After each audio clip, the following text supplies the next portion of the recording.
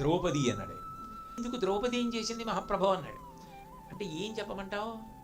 ఆ ద్రౌపది అరణ్యవాసం చేసేటప్పుడు దుర్వాసో మహర్షి వస్తున్నారని ఎవరూ దొరకలా. కృష్ణుడు దొరికాడు. కృష్ణ కృష్ణ కృష్ణ అంది. పాపం పరిగెత్తుకు వచ్చాడు. ఏమిటి ఇబ్బంది అన్నాడు. దుర్వాసుడు శిష్యులతో వచ్చేస్తున్నాడు, అన్నం పెట్టాలి, ఏం చేయమంటావు అని. అక్షయ పాత్రతో పెట్టు అన్నాడు. నేను తినేస్తే అక్షయ పాత్రలో అయిపోతుంది, నేను తినేశానంది. ఆ తినేసిన పాత్ర పట్టరా అన్నాడు. పట్టుకొచ్చింది. అందులో మెతుకుండిపోయింది. ఈవిడ కూడా తినేసిన పాత్రలో మిగిలిపోయిన మెతుకు కృష్ణుడు తిన్నాడు. సమస్త భూతములకు తృప్తి కలిగింది.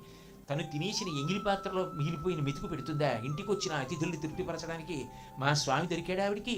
అలాంటప్పుడు అలా పిలుస్తుంటుందా?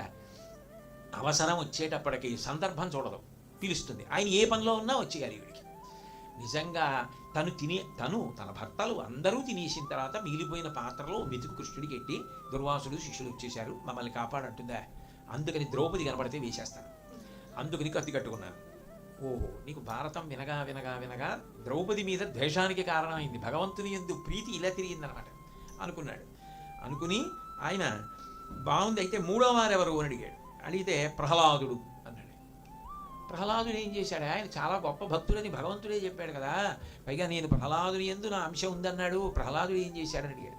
ఇప్పుడు ఎక్కడున్నాడు అని అడిగితే, ఓ గౌరవనీయమైన పదార్థం చూపించవచ్చు కదా, హిరణ్యకశిపుడు ఈ స్తంభంలో ఉన్నాడా అంటే ఉన్నాడన్నాడు. స్తంభం అంటే అది మెత్తగా ఉంటుందో, పువ్వా పాలా వెన్న? ఎంత గట్టిగా ఉంటుంది? అయ్యో, అందులో ఉన్నాడని ఇస్తే పాపం అందులోంచి ఆయన రావద్దా? ఆ స్తంభం లోపలికి దూరడం ఎంత కష్టం, దాంట్లోంచి బయటికి రావడం ఎంత కష్టం, ఎంత గట్టి దాంట్లోంచి రావాలి, ఆయనకి ఎంత నిప్పు పెడుతుంది, ఏమైనా ఆలోచించాడా? తన మాట చెల్లిపోతే చాలంతటా ఉన్నాడని. అందులో ఉన్నాడన్నాడు. అంటే ఆయన ఏం చేయవలసి వచ్చింది? వాడేమో ఆ స్తంభాన్ని గదబెట్టి కొట్టాడు ఆ హిరణ్యకశిపుడు. మరి అందులో ఉన్నాడన్నప్పుడు గదబెట్టి కొడితే దెబ్బ తగలదు. ఆయన అందులోంచి బయటకు వచ్చాడు.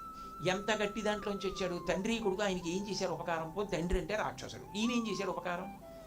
చివరికి అంత గట్టి దాంట్లోంచి గద దెబ్బతిని రావడానికి కారణమయ్యాడు. అందుకే ఆ ప్రహ్లాడు కనపడితే చెప్తారు, అందుకు కత్తి కట్టుకున్నారని.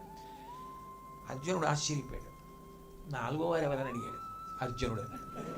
పులిక్కి పడ్డాడు. అర్జునుడు ఏం చేశాడని అడిగాడు. ఇంకా ఇంతకన్నా ఇవ్వడానికి పదవి దొరకలేదా భగవంతుడికి?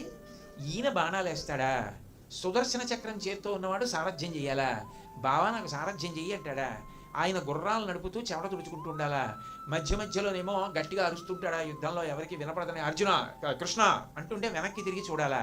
ఈయన చెప్పిన పనులు ఆయన చేయాలా? రథం ఇటుపోని, రథం అటుపోని, రథం ఇట్లా తిప్పు, అట్లా తిప్పు. ఏమిటి లోకాలని తిప్పగలిగిన వాడికి ఈయన చెప్తాడు రథం ఇటు తిప్పాలో. అందుకని ఈయన యుద్ధం చేసేవాడును, మా స్వామి రథం నడిపేవాడును ఈయన దగ్గర. అంతకన్నా చులకన ఇంకా ఎవరు దొరకలేదంటే అర్జునుడు కనపడి చెప్తానన్నాడు.